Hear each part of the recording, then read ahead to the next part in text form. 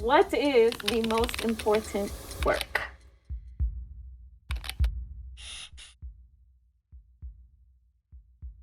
Ellen White, she says, song is one of the most effective means of impressing spiritual truth upon the heart. To the contrary, my brother, we're told that our work has been marked out for us by our Heavenly Father. We are to take our Bibles and to go forth to warn the world. The plan of holding Bible readings was a heaven-born idea. He says that I wish to tell you that soon there will be no work done in ministerial lines, but medical missionary work. Every member of the church should take hold of medical missionary work. I have to interject. If there is one work more important than another, it is that of getting our publications before the public.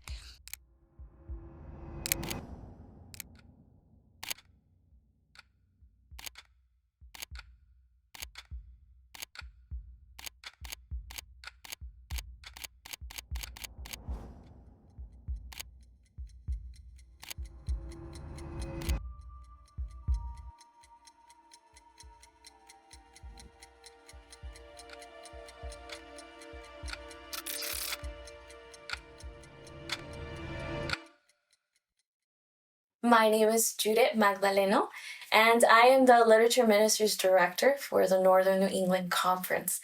August 6th of this year marks 2 years of me working in this conference. I don't know if I was 15 or 12, I can't remember, but I know when I was first introduced to Matthew 4:23, and I read that verse, and Jesus went about all Galilee, preaching, teaching, and healing. In my mind, it wasn't like he would preach and then heal and then, teach. It was like all mixed in together. I live in California, and Judith lives in Maine. And all of us leadership were kind of all over the place. We'd have a lot of video calls several times a week for a few hours every day. This is the packing list that was emailed to you. Again, it has our vision and mission here to reflect Christ to others where they are. And we want to do that by living as Christ did, holistically meeting the needs of others while working harmoniously with one another under the direction of the Holy Spirit. And I just want to emphasize that this is going to be really, really key to all of our operations this summer, because we have, like in Ezekiel's vision, it's a wheel within a wheel. And so we have a ladies' house and a men's house. These two houses are about 40 minutes away from the church, so we'll be doing some driving. Our packing list, please bring your Bible, whatever travel documents you need. Yeah, so I guess we're just going to kind of open up this time for you guys to ask questions that you guys might have. And whoever knows the answer will answer it. Judy probably knows the most. Literature Ministries Directors usually aren't on the ground, but I love being on the ground, and I was like, hey, I'll be program head. For those that know canvassing language, it's kind of like the main one. I was in charge of basically overseeing music, health, and Bible working, plus VVS. But I'm also Literature Ministries Director, and then under me I would have Nadia, which was in charge of the health ministries aspect, and health expos, any medical visitations on the field. And then we had Isaac, which was church involvement, Bible worker. And then we have Dylan, which is media, helping us, the finances. Come again? And then the music stuff. Yes, and music, of course. That's right. Thank you.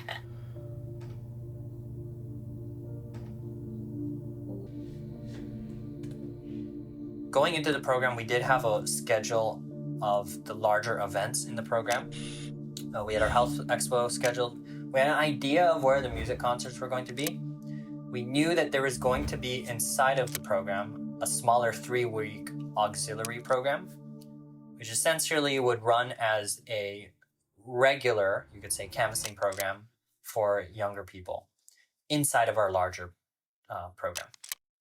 also knew that at the end of the summer, towards the end, there would be a VBS program. So we had that all planned out, but exactly how we were going to get to those points, what it looked like, was still something that we were developing. What are you mainly doing today? Today we're picking up Alyssa, and then we're gonna get lunch, and then we're gonna go to Walmart. I don't know if it's gonna be in this order, but we're gonna go to Walmart. At some point. And we're gonna go to Ginny's Natural Food Corner and get gluten-free bread. And then we're going to go to Tammy's house. Tammy is a church member who's making bread for us. And then we're going to the house. I think that's everything.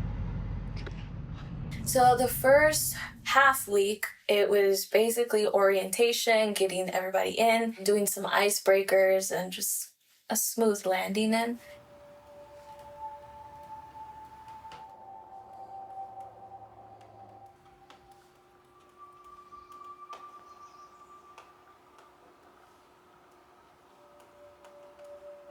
So in a normal day, we wake up sometime before 6:30 because we have to be at exercise at 6:30 in the morning or breakfast prep.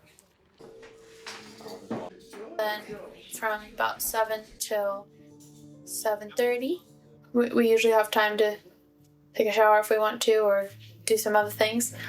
We have breakfast at 7:30 and until 9:15. Then we head to the church, we have worship, we have training. And we go from training into assignments if we have them, which is the time when stalkers stock the vans with books, or the cooks or the accountants do the accounting, and the cartographers do housekeeping. And then we eat lunch. And then after lunch, it's anyone's guess.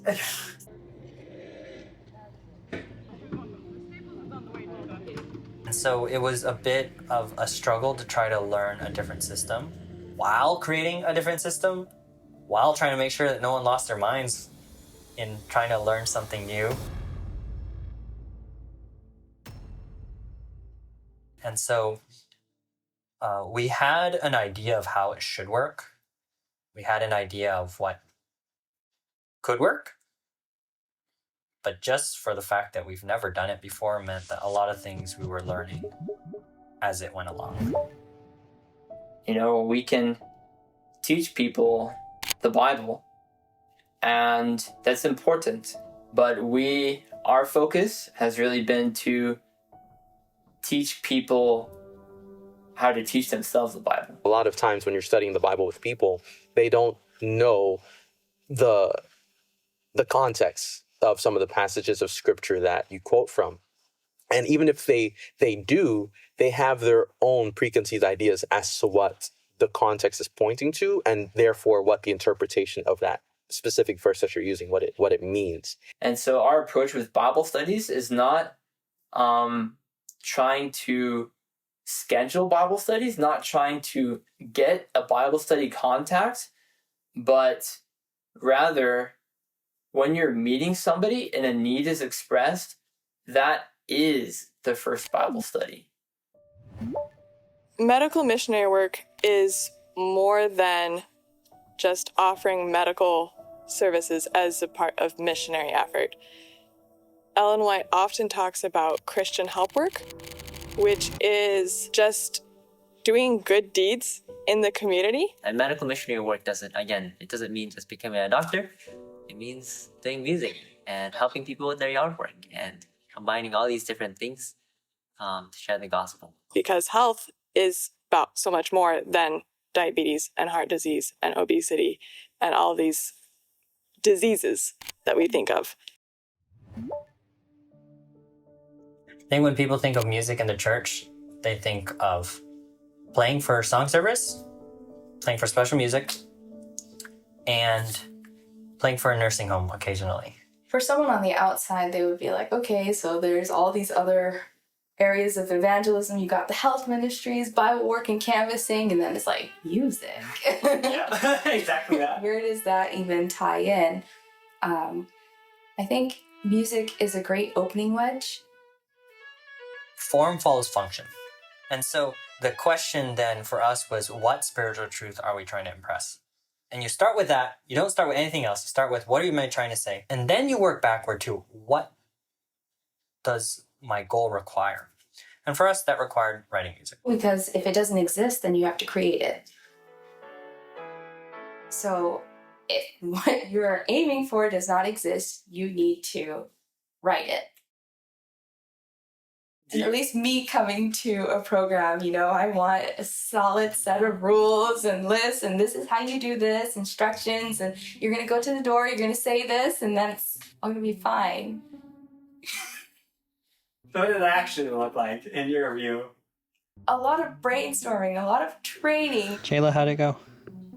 How's your visitations? Oh, you had a kind of a wild one. What? Yeah. Yeah. Which one? We're just like, okay, so what did you guys do at the doors? And we say, okay, and how did that go? It's like, well, I think it went well. How can we do it better? That's a good question, and we might not have a solid answer until we try it again. How do you feel about visitations? Hardest thing? You said the hardest thing? Yeah. Is it hard? Does it feel hard? Does it feel weird? It doesn't feel hard. It doesn't feel weird. It's just learning to connect with people. What's the hardest part about visitations?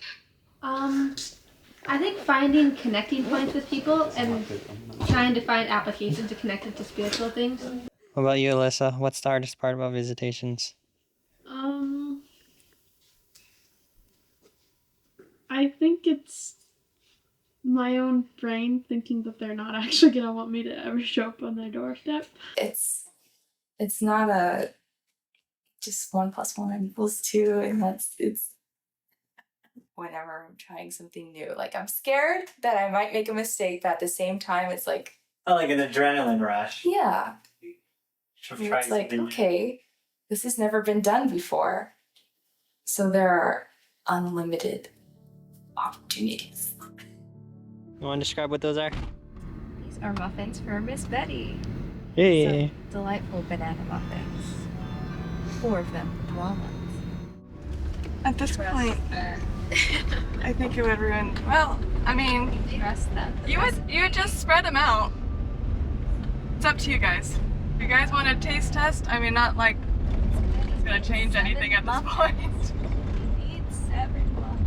She needs exactly 7. We should have tasted it. We should have tasted it. I have full faith in the recipe. I have made the recipe before. Huh? I have made the recipe before. However, we did use wheat flour instead of whole wheat pastry flour. Yeah, we used like normal whole wheat flour, so that they might be really dense. I mean, half a dozen muffins is more like normal. This feels like 7 muffins. It feels like 7 muffins. Another reason we made muffins was because there was lots of bananas and Well, I mean muffins instead of banana bread. Oh yeah. That's what I'm saying. Oh, okay. Well, isn't that just one big loaf of muffins? Yeah, Bread is exactly. just What one if giant banana muffin in a Yes. loaf form? Yes. Are you making an audacious claim about what I am making a constitutes claim. bread? Yes, I am. She enjoys the muffins. I hope they're actually good. We'll never know. We will never know. There were a lot of things that were different than a traditional canvassing program. To begin with, we weren't just doing canvassing. We were doing a lot of different forms of evangelism. And beyond that, even though that in of itself wouldn't have been new, it was new to try to integrate all of those in a system. And part of that was learning or almost relearning how to canvass. I have done outreach in my community, but basically just giving out free literature, books or magazines or something like that, but never, canvassed and asked for money in return. Yeah, I've canvassed a couple summers. I started in 2017 as like a 14-year-old, so I have been involved for 4 summers, and I've led for like 1.5 of those. Yeah, there was only like one break where I didn't go canvassing, Almost every break in college was a canvassing program. With canvassing on the field, it felt like there was a lot, and it was more of, all right, Lord, it's just you and I on the field type of thing. It felt a bit, I don't know what I'm doing. Everyone was nervous, even if they were like seasoned canvassers. Yeah. For me, it was perfect. I have never canvassed, but they have never canvassed this way, so it was like, okay, they're nervous too, so it's fine. Or when I first arrived in Maine, and Dylan picked me up at the airport, he described it to me like this. He said, if your typical canvassing program where you go selling books every day and door to door, if that's like arithmetic, like addition or subtraction, I would compare what we were doing to algebra, which is the thing you're solving for could be anywhere in the equation. And beyond that, there are multiple ways of solving the equation. They're equally valid. During my previous summers of doing canvassing, in my mind, I thought canvassing was we're just going door to door and we're sharing books with people on a donation basis, which was a great experience in itself. Everything that we did that I learned in canvassing, I still used it. But during this program, it has really been a paradigm shift for me because I realized that canvassing means more than just sharing literature. Usually I start with the intro, one book. Interested, you might channel surf, like show them multiple books. And then let's say they're like, oh, I'm not interested. In a normal canvassing program, you might drop down with like a little happiness digest or hope and happiness, or, give them a glow track or something. Yeah. But in this program, you can connect with them on other things. To close, I say, yeah, actually, we're leaving the books on a donation basis, and all the donations help us out with the other projects that we're doing in the community. So we're actually putting on some things like health expos and kids programs and offering free health coaching and mental health coaching, as well as yard work and helping with stuff like that free of charge. And so it's a lot more what we call channel surfing. And it's a lot more trying to hear and try to be very much more observant in what they're telling us. So we were going 2 by 2. Is that one of the advantages of 2 by 2 is that one person makes up for another person's weakness. As far as we saw it, the best way to implement this was to send people 2 by 2 to the door. Now that causes a lot of problems because, for one, you could say it's less efficient. You're only going to cover half the territory. Thankfully, there's this other Ellen White quote that addresses that exact problem, where she says, "Why do we not follow Christ's method of sending 2 by 2 together? People plead that there's too much ground to cover," which is a very valid argument why you shouldn't do 2 by 2. And so, thankfully, she answers that argument, and right below it says, "Then cover less territory."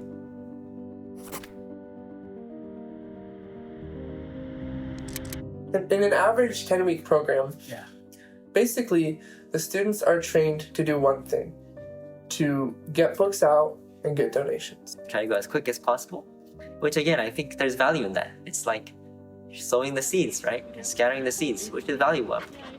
But the fun part about this program is that I've kind of got to experience the watering portion. Because we're not only selling the books, but we're doing free services and we're trying to get in their homes if there is a specific need that we can reach. The book no longer becomes the end, but rather the means to an end. It's no longer the goal, but a way to reach the goal. We would log every single door that we went to and with various details. So we have a survey that we fill out in the field for every door. And we record if they're not home, if they're interested, and what level of interest.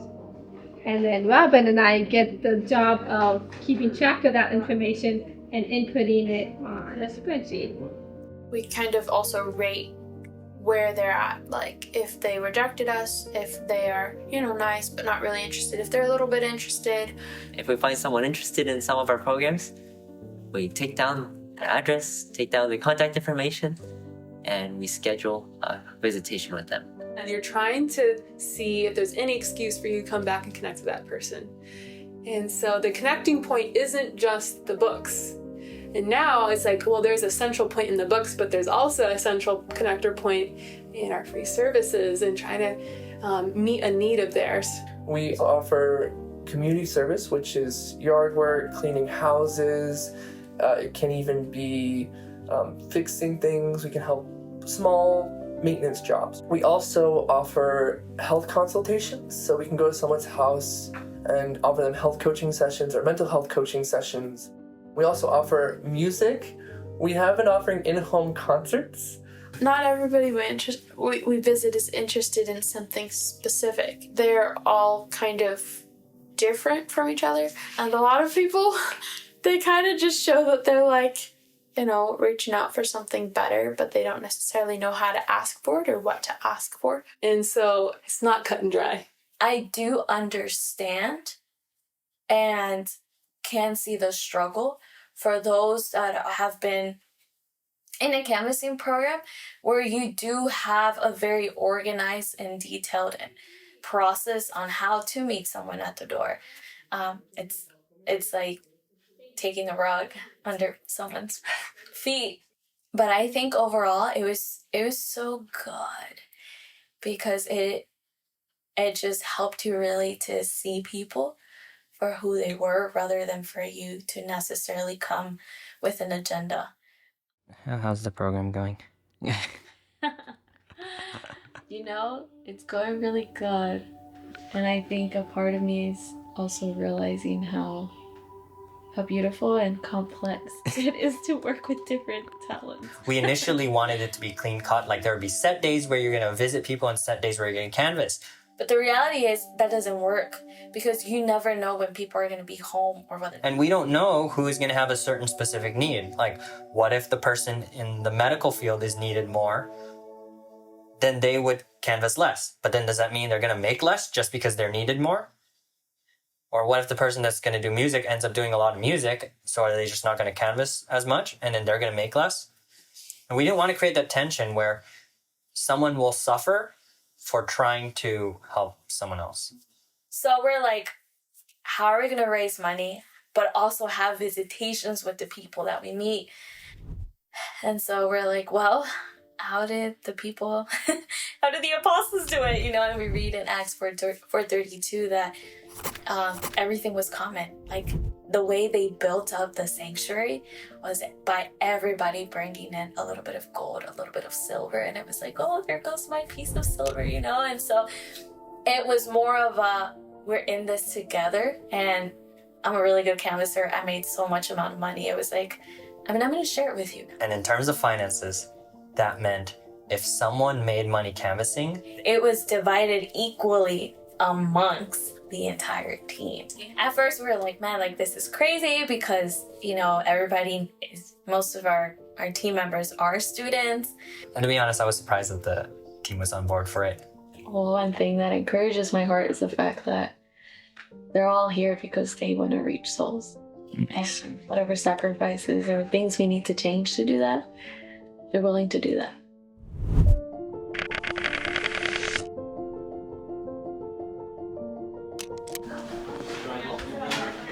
Ready, Robin? Yes. We had just finished camp meeting and we wanted to reach out to the young people that couldn't commit to 10 weeks. So we were like, hey, let's do a 3-week program. That same Sunday that the auxiliary program was beginning, we had a health expo. The health expo was crazy. Everyone was kind of like, you're the nurse, so you can do this health expo.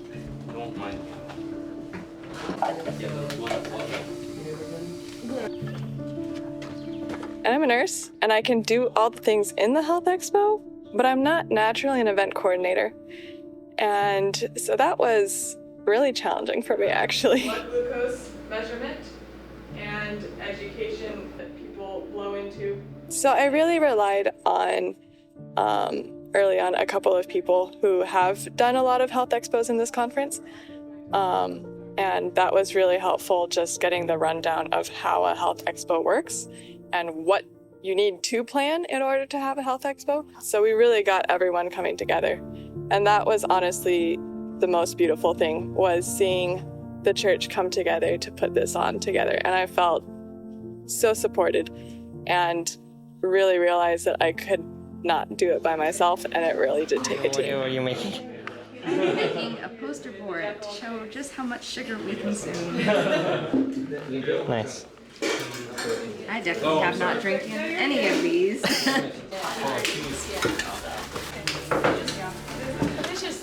Ready? You all got 30 minutes.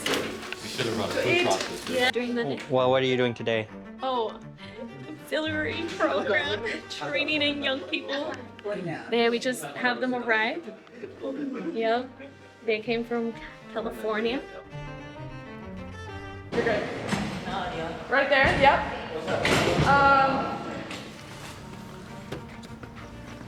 And then no one sat there.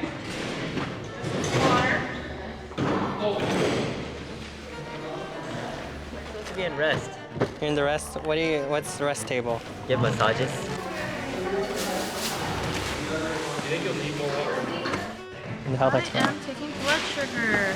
I get to pump people all day. Nice. I am learning that I am not an event coordinator by nature. I need my event coordinators in my life because it's not my niche.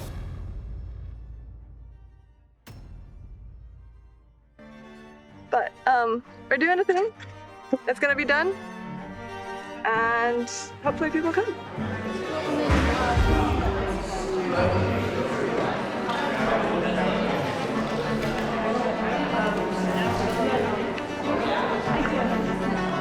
It can be a bit overwhelming having to manage something that you've never done before. And I remember that you told the team, you said, hey friends, today Nadia needs our support and our help. And so if you need her, go to her, but make it as as less stressful as you can. You know, if something goes wrong, she's gonna bear the brunt of it, because she's the one leading it out. And if you have a problem, don't worry, we'll take care of you too. But right now, let's all put in our hands to help Nadia. And I think that really did help. It did something to show that, she does have a heavy load, but we can all put our finger.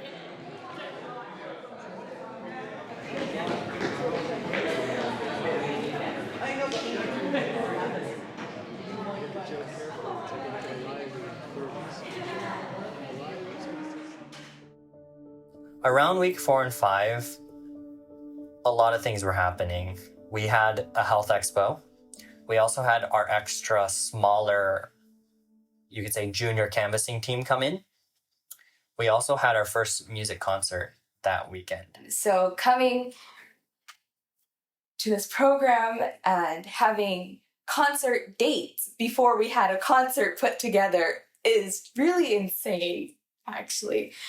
So there was a lot of pressure, because we need to write it by a certain deadline. Essentially, we had 3 weeks before our first, to a month before our first performance. So that includes practice time of what we write, because you need to practice the notes that you write on the page. It just doesn't come to you. The theme of this whole summer, which has been to make people whole, we thought that it would be best to reflect that through the concert. And so we have now the concert Made Whole, which talks about different areas that Jesus is trying to heal people and make them whole and restore them. It's one thing to write music that sounds pretty, but it's another thing to write music that has a message that touches people's hearts and that they can remember. So for me, that was very inspiring and even touched my life more, just writing about what God wants to do in our lives. I didn't really have a full picture of all that you can do with music and using it in evangelism, or even its importance, even though I am a musician, I didn't fully understand its importance of ministry. It has a greater effect when you're able to connect it to other areas of ministry that we're doing, the health ministry, Bible working. It was a lot of, okay, what does the council say? how do we follow the principles, and then within the bounds of principle, that means everything is free game and we can be assured that it will work. And so that's what we're doing with our music evangelism.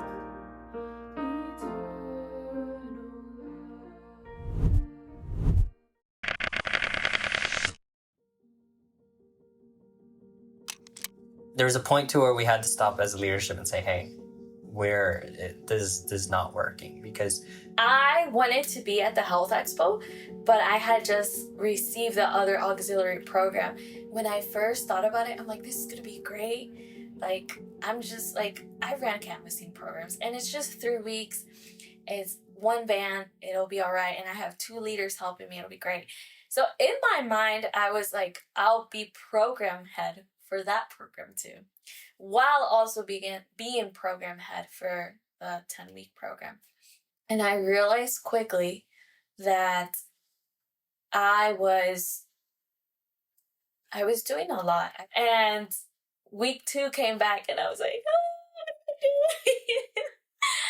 and I realized that I had not allowed my leaders of the auxiliary program to help me. I didn't place them in the best capacity to help me. Because I was like calling all the shots, and I would collaborate with them. You know, it's not to say we didn't come and be like, what did you say? But at the end of the day, I was like, this needs to happen, do this, what about that and that? So I was collecting everything rather than having them help me. And I wanted to give them that, but because I had not taken the time to share with them everything that was going through my mind, it left them in a position of, tell me what to do, rather than, I know what the aim is and I'll run with my own armor and suit. And so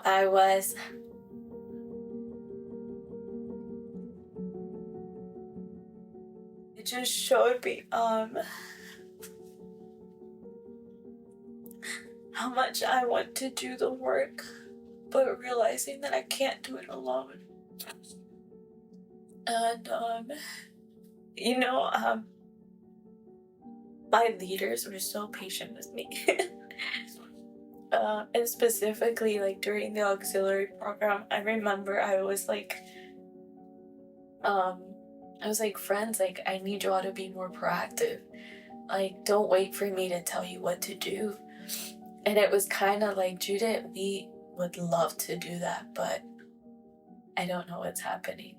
I don't know where we're going. What I would do differently is give them clear goals and roles and let them run with it. So in that moment, what was the solution that ended up being settled on?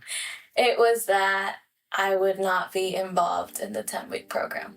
And what's interesting about that is that as the team moved from more dependence, like them depending on us, to giving them more independence to the point there where now we're depending upon each other, interdependence, the unity of the team actually grew, which you would think would be counterintuitive, because you think as they're more independence that, we would kind of do our own thing, but it made us trust each other more, and the bond actually grew. What are you doing today? Canvassing, nice. Scan the QR code. Jared, what are you doing today? Going to be working hard, doing some porch work for construction. We're going canvassing. Nice. In my car. Nice. Melissa, what are you doing today? I'm meal planning for the week. Nice. I'm doing music. Yay, practicing. What are you doing today, Isaac? I am canvassing. Nice. It wasn't until I had a conversation with someone and they were like, yes, we're doing blended evangelism, but what are we moving towards? Like, yes, we're doing canvassing, yes, we're doing health, but where is the goal? Like, what are we running towards? And so I was like, no, but we're doing, and then I was like, you're right, it's too broad. This is kind of a big deal, because when you're doing a program, especially that's new, you're setting a new goal, and you can't define the new program by an old goal. It was definitely also the goals and how do we know this was successful? So there's this one day in the middle of the program where we essentially let our team do their own thing. We, set a leader among the team, and we let them go out and to plan their whole afternoon. During that day meeting, we met as a leadership team and really tried to hammer out our goals and what those were. It was so powerful, actually, because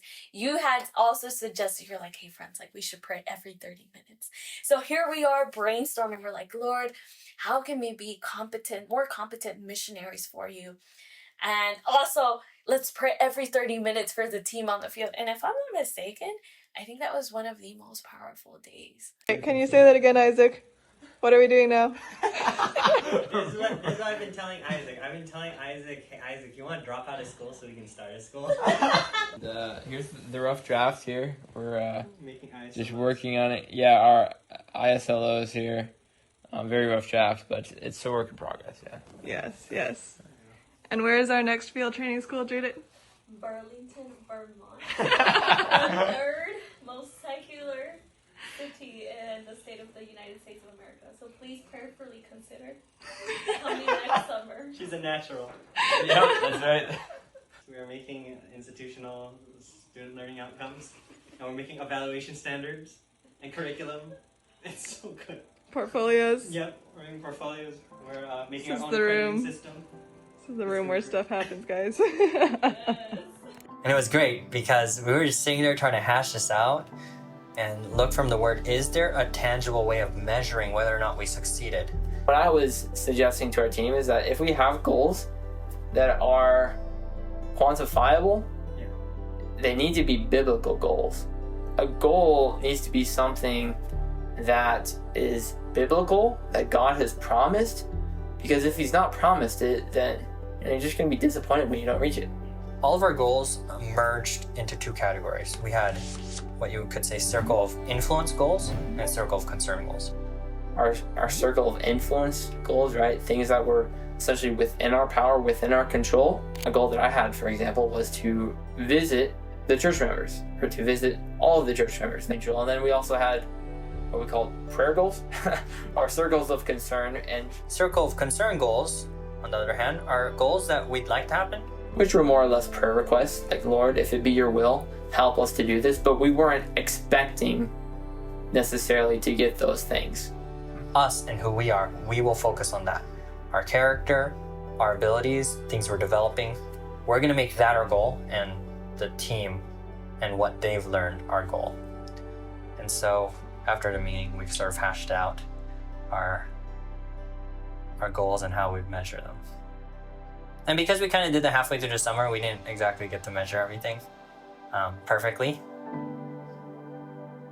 But it sets us up for a better future program.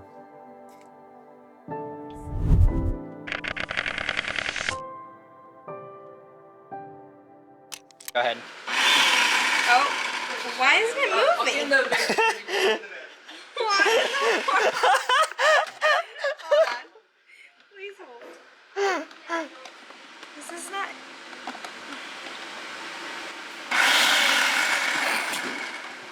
Stop. This is not a good recording moment. This is not. You're telling me. Oh my I had to walk all 10 feet to see this. Oh my. What in the world? I'm missing a center part. Oh yeah. The center part is important. That's what. No. Is it at the house? Probably. Yes.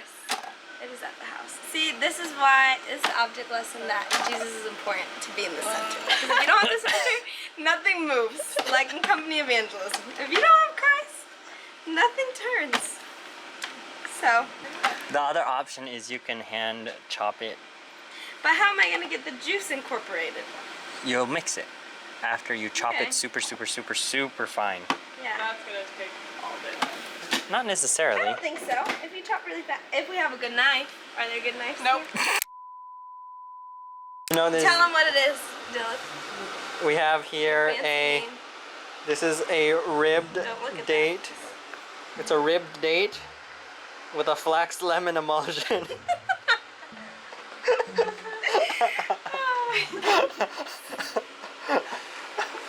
Whale. And we had planned the whole entire day. For that day, we're like, perfect. Like, we got the cars planned out, which was another situation that we did it entirely. We knew we needed cars in the pre-planning, but we didn't foresee how much we needed it. Anyways, we were like at so and so time, Jayla's gonna pick up this student, and then Dylan's gonna go here, and then all of a sudden. Yeah, so we had a plan to help someone pack up their house this afternoon. So there were like 4 of us that were going. And I got a call about an hour ago. It said, sorry, I'm having a really rough day today. Can you come back tomorrow? And we had planned out all of our visitations for that week. It looked perfect. And then it just fell apart. And we need more time tomorrow, which we had a beautiful plan for this whole week. Yes, On it was Sunday very morning, cute. We made a plan on what people were going to visit on each day for the whole week. And it was a beautiful plan. But I remember, actually, Joanna, if I'm not mistaken, she was like, well, friends, I'm just following the cloud. Okay, where's the cloud going? Where's God leaving us today? I think, okay, not that way anymore. It's going this way. Yeah. Well, what a great day. The cloud is running. The wind is blowing. Who knows what on earth is gonna happen? Where's the cloud going? We talk about this concept in this program. We have a sort of a vocabulary for it. We call it chasing the cloud. Yeah, we are chasing clouds, guys. Follow the cloud. Where's it headed? Whenever the cloud lifted up in the wilderness, right, going to Canaan, they had to be ready to go, like on the moment. It's not like God told them, hey, tomorrow we're leaving. Like they could be sitting down for days, weeks, months, but whenever the cloud lifted up, like that cloud like wasn't just like gonna go and then wait for a day or two until they got mentally prepared. Like it was going, you know. And this would teach us as well. It's very messy working with people. I think the part that challenges me and grows me is being flexible day to day and I think this resounds with everyone, not knowing what the next step is, but knowing who's leading the next step. I struggle to let loose sometimes and learn to let go, but at the same time, I really appreciated the program pushing me in those ways. Our friends met a lady at a farmer's market, and she referred her daughter to us for yard work. So we're heading over to her house today. And what's the weather situation looking? The situation? It's raining? It's raining. We gotta go, brother. Weather app, I just checked it like 2 minutes, literally like. We were trying to learn how do you be flexible and follow God's leading, and yet still do your due diligence in planning, but not holding on to your plan as if it's your lifeline. Well, so it was so beautiful to see the submission to the cloud, the unseen cloud, in that, because it was like, okay, well, sad, kind of wait for all the beautiful plans that we created. And then that's okay, the Lord knows. And I remember that at the end of that day, because we would have debrief with the auxiliary program and the canvassing program, that someone was like, and this wouldn't have happened if so-and-so wouldn't have canceled. And because she canceled, it distorted my plans, but then I was able to meet this other person that I would have never been able to meet. And so it was beautiful to see them trust him in the process, and then beautiful for them to see, this is why I can't trust the cloud, because at the end of the day, all things did work together for good.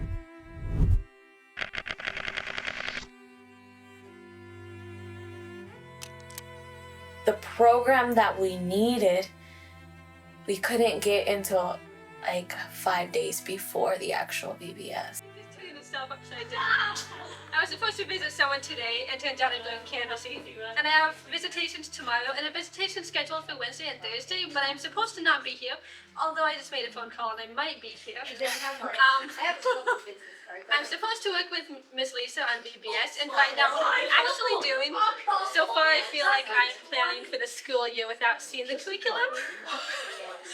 And so I was going to see the curriculum on Wednesday and Thursday, but they have a little bit of chaos. So hopefully I will be able to see the curriculum then, and if not, next week, the week before. Or the day of VBS. And so we gave her time to plan, prepare, and she was excited. She was grateful for it, but it was her first time being in charge of other people. And so she's like, Judith, this is hard. I don't know, a month or two ago, Nadia handed me this Health Expo booklet for kids. And I knew that we were having a Health Expo coming up. And so that's what I assumed it was for. I knew that I was helping with the kids part of that. And then that was over, I thought. Until we were planning for VBS. And Nadia's like, so, you remember that booklet I gave you? Yeah. Do you still have it? Yeah. That's what you're using. Wait, say what now? I'm basing VBS off of a Health Expo. Was there any other explanation to it other than that? Not really. No? Okay. It's going great. First time VBS? First time leading. Nice. It's crazy. Why am I doing this? Practice for next summer. Okay. Yeah. I've written a lesson plan. I've taught the lesson plan. I did that for a midterm and a final in at least one class. More than one. And I've done more of the hands-on stuff, but it's just been me. And so working in the classroom and managing people is chaos. And I'm like, bro, what are you doing? I kind of don't feel like using water right now. I'm gonna clean my hands with something better. Let me just grab this. I found this tomato sauce in the fridge. But immediately I got the connection. Sailor is horrified. Wow. Can you see that? It's coming out. It's clean. Hey, why do you guys look like that? Watch. Then what am I supposed to use to clean my hands with? Like water. I'm supposed to use... Oh, like that right there. Coming out a little better. Oh, wow. Look at that. Would you look at that? It's actually cleaning... Oh, okay. See, Liz was right. People were asking me what to do, and my first thought was, I don't know that. Why should I know that? Why are you asking me? And then I realized, oh, yeah, it's my job to know that. That's my role. Being authoritative and carrying something out and directing people is definitely not a strong point of mine.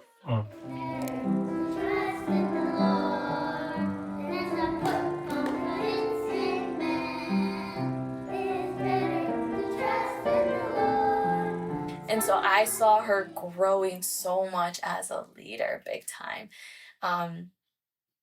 But this is where we have a crisis part 2.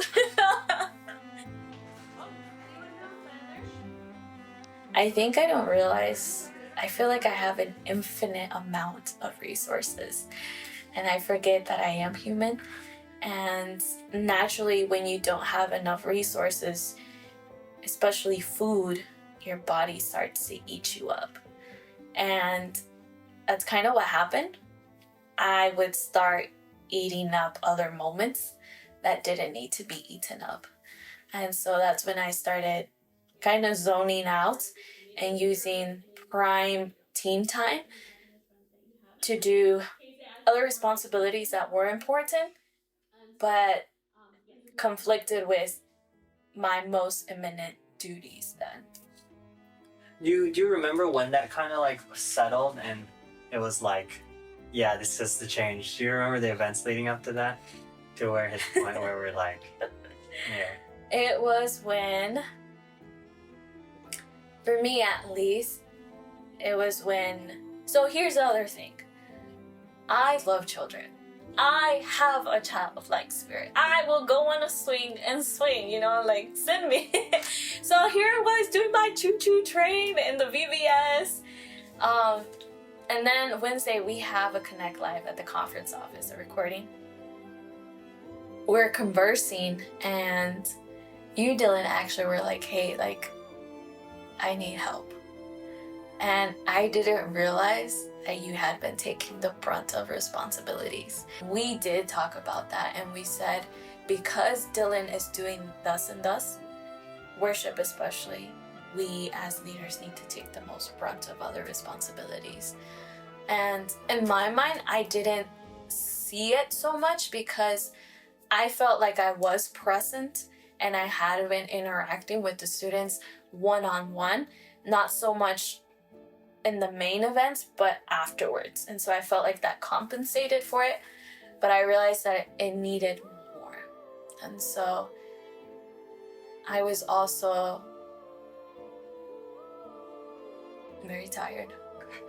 I remember that during debrief, I was like, friends, I'm so sorry because I had not been giving you all the energy or the focus that you all needed or deserved, because I myself I couldn't give what I didn't have. So what was the resolution to that? How did we sort of solve that? You know, that was, as we were in that meeting, the Lord was like, Judith, kind of like Elijah, what doest thou in VBS? And I was like, I'm having like a blast. And it was like, Judith, but that's not what I called you to. I called you to oversee. I called you to lead the program. And I was like, oh man. So I stepped out of VBS, and Nadia filled in the rest for me. And that helped a lot. I took a break and I was able to serve better.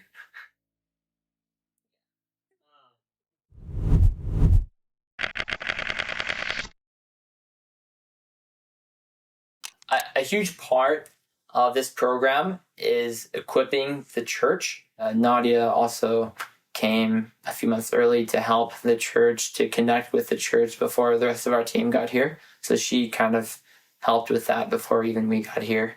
And after we leave, the friends that we have made, if we're not connecting them with the church, they're going to fall apart. We actually had church members come with us to visitations. We also conducted basically all the church services all summer as well. So the sermons and everything. I put on a program by Amazing Facts, their Amazing Disciples program, which is a 13-week, basically quarterly that I did during Sabbath school time. So I started a couple small groups in the church, and we had one going on Tuesday, one Sabbath afternoons from 5 to 7.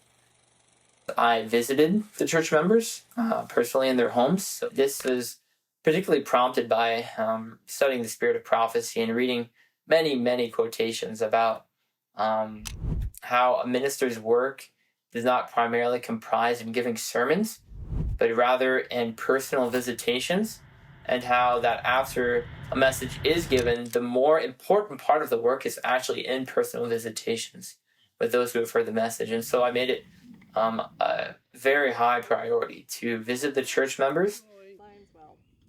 We also led the church in Outreach Sabbath, the second Sabbath of every month. And so it started to catch a little bit of fire. And towards the end, people that had not been going the past 3 months that we were there, by the last month, they started going. We were able to hand off the major contacts we had to church members to connect them with them. Have you ever been in a race? And the passing of the baton is so important. It can give you those 5 extra seconds, or it'll make you lose those 10 extra seconds. And so as we were closing, it was like we handed it over in such a smooth way that the church even got this extra momentum with us. Like by week 7, we had various church members say, hey, come and meet our friend and help us cut their yard, cut their tree. And it was like, wow, like it took time. It wasn't very efficient to the normal eye, but it was very effective. Think a little more of others and a little less of me.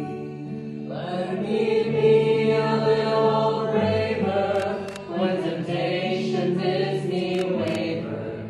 Let me strive a little harder to be all that I should be. Let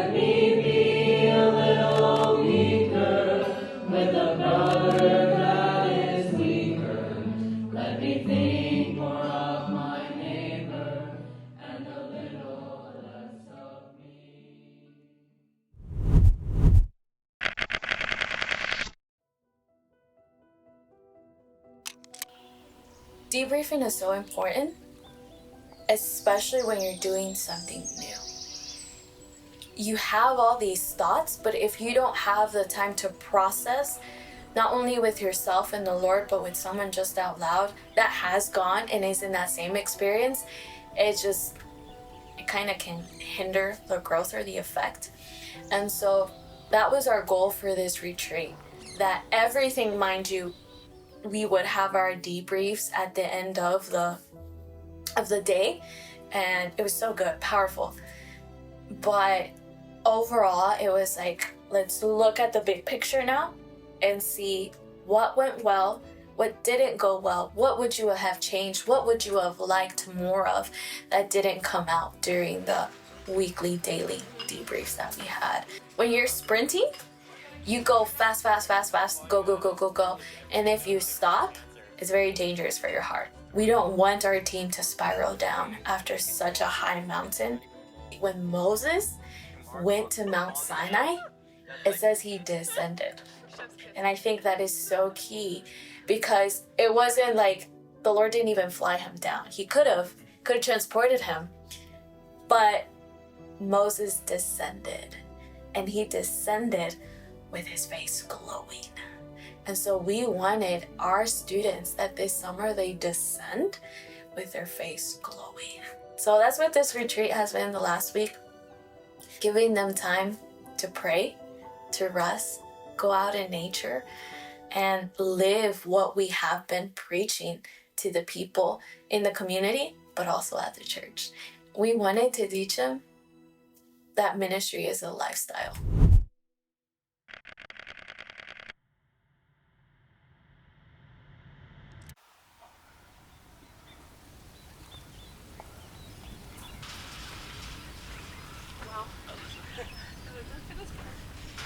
Watch your head on the last staircase.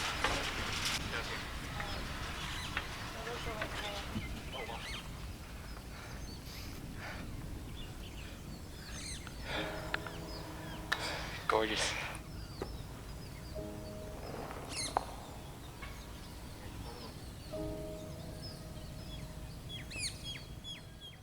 I think one thing that was very important for us to note from the beginning was what is going to be our priorities. I really pressed Judith about this idea of what are our priorities.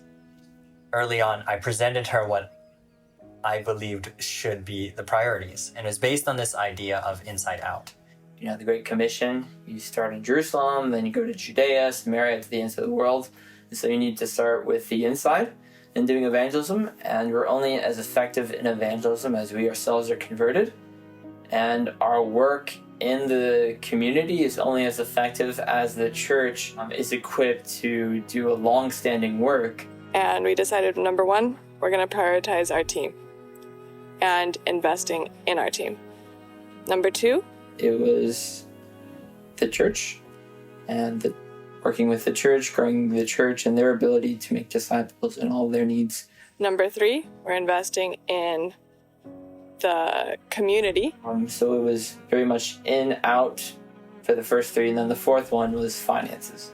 And so when I presented this idea, I kind of knew there's going to be a bit of a battle on that. I was a little bit hesitant, which is bad because theoretically it's like start from the inside, because once you start from the home, it'll spread out to the world, right? But I think practically I hadn't been thoroughly doing it. But the thing is, she understood that by principle, that was the way it should be. And after much prayer, she decided on those and to move forward with it. And we believe that through the blended evangelism approach, we can actually meet those goals. And so we don't need to just have the goal of finances. Doing this program has shown me a lot of what I believe versus what I thought I believed or would like to believe. I tend to be a more efficiency person rather than effective person. And so there was many times with our team that we had a slower day because that would make them effective towards the rest of the program rather than just efficient on that day.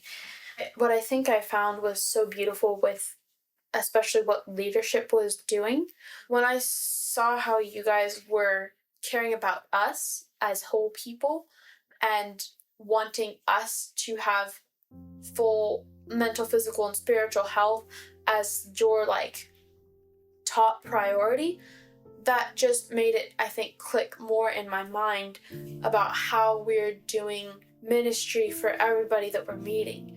That's the same thing that we want to do for them. And it also helped me to realize that God is literally just the same, because that's his goal, is to make everybody whole, to put them back together. Following the principle of inside out, the principle that starts with me, it starts with whoever's closest to me, then bleeds over to the church and then to the community. That paradigm puts evangelism in a different light. When I used to think of evangelism, it was sermon series, a week of prayer at church, just inviting people, and then if they show up, then good. If not, well, there's always next time. It is not going into their homes persistently and asking, I want to help you. Can you please let me help you? Because I have something that you do not have. It's not, this, so let me tell you what you need. It's just, I have this big, giant something in my heart, it's called Jesus. And I can sense that you don't have the peace that comes with it, so I want to gift this to you. Can you please let me do your yard so I can give you the other thing that I really want to give you? Like, this is good, this is helpful, I know you need it, but I have something better to give you.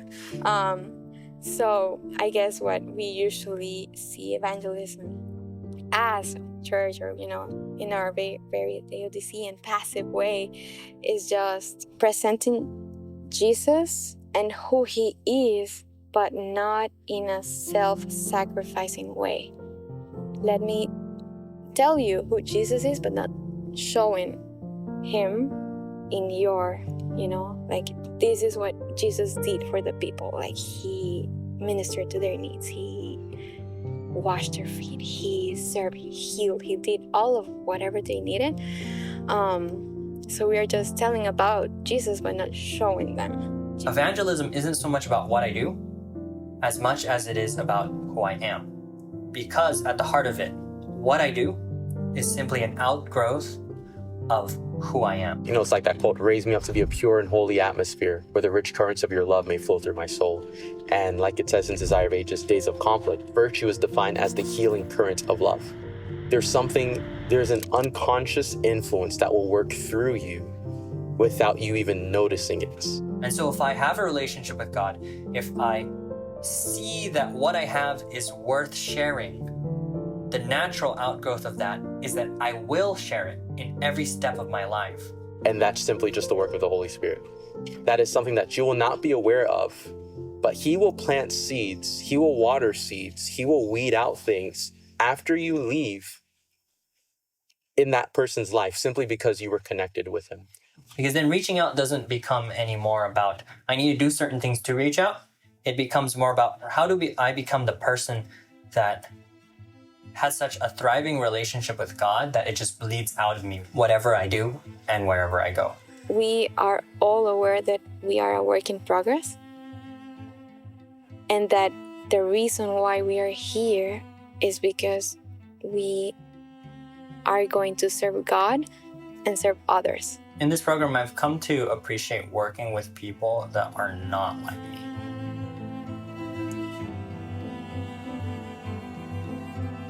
It's much harder to work with people that aren't like me.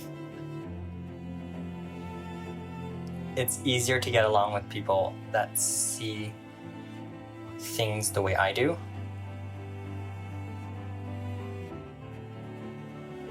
But I've come to realize the value of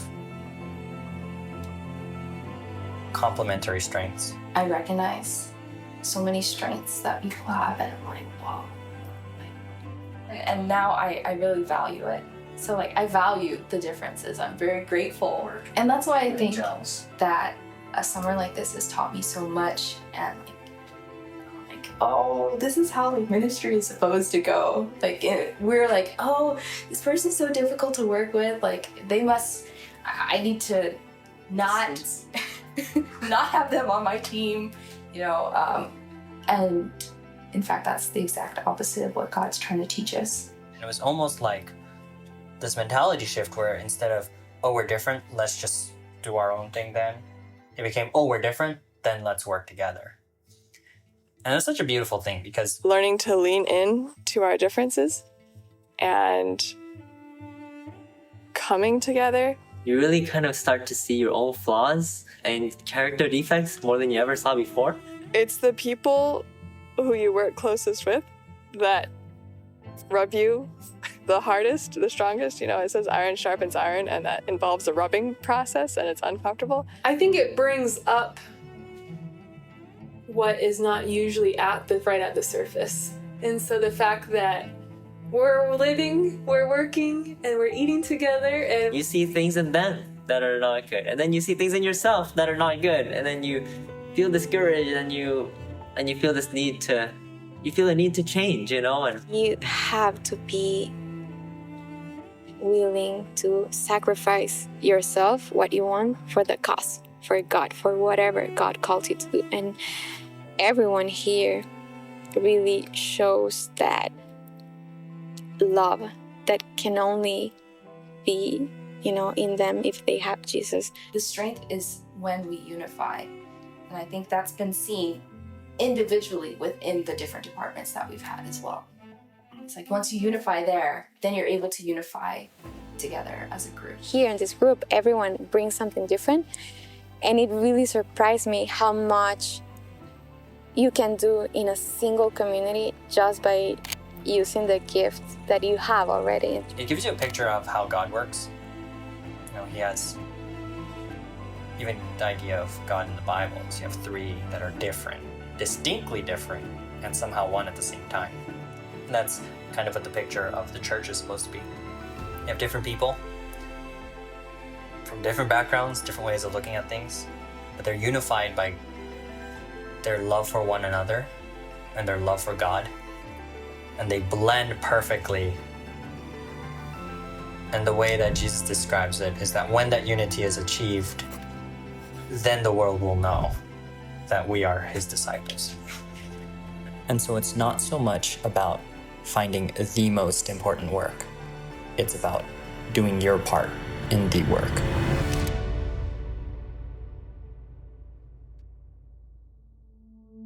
It's sort of, okay, the thing that I feel like if someone was watching it and they saw all that happen, I feel like the thing that makes it still like hang in your head is sort of why, if that makes sense. Like, why did you go through all that trouble? And I almost feel like that's like the burning question, because like you had to go through all the headache of, doing a whole new system and everything. So, why'd you go through the trouble of doing that? I don't know. Because mind you, like I shared, I enjoyed canvassing. My first program though, I did not. And I was counting the days to leave. And I pleaded with the Lord and I said, Lord, you have to give me a love for this.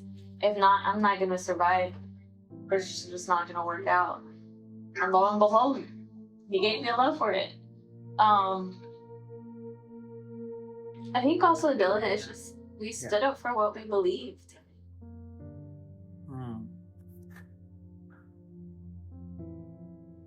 That's really what it was. That's strange, because it's strange to think of standing up for what you believe as like trying crazy things. Yeah. It's just, that's how it is. You come to a point where you have to stand up. You've seen how it's done, and now that you have the opportunity to do something about it, are you going to sit down or are you going to stand up and do something about it? The Lord's like, Judith, so what are you going to do? Like, are you going to put Are you going to put your students first, or are you going to put finances first? What is the Bible? What have I taught you about that today? That's what it is. And the Lord was like, I am the Lord of all the cattle and trees. And if you seek me first, everything else will be added. So don't worry about finances. And that's exactly what we did. We literally walked by faith. That's what it was. If you were in this position, what would you do? And that's what happened. I think it's the beauty of how God works. I don't think people intentionally want to do a reformation. It just happens. Like Martin Luther, he never thought he was gonna be a super Catholic. It just, he saw the truth and he ran with it. And the Lord did a mighty thing, and other people saw the truth. And the Lord just gave them power to do it. And you have Melanchthon that comes in. Then you have the king of Austria that backed them up and saved them. Yeah. And so I think we kind of had our mini Martin Luther Reformation, and we just happened to be in it. The Lord crossed our paths, and we never thought. In my mind, I was just like, this is it. This is how we're supposed to be reaching out. How beautiful would it not be to have all of this together? And lo and behold, here we are. That's crazy. Yeah, so I think it was just, we all had our different values and truths that the Lord revealed to us. And when we came together with Christ as our center, we got this beautiful program that was so life-changing.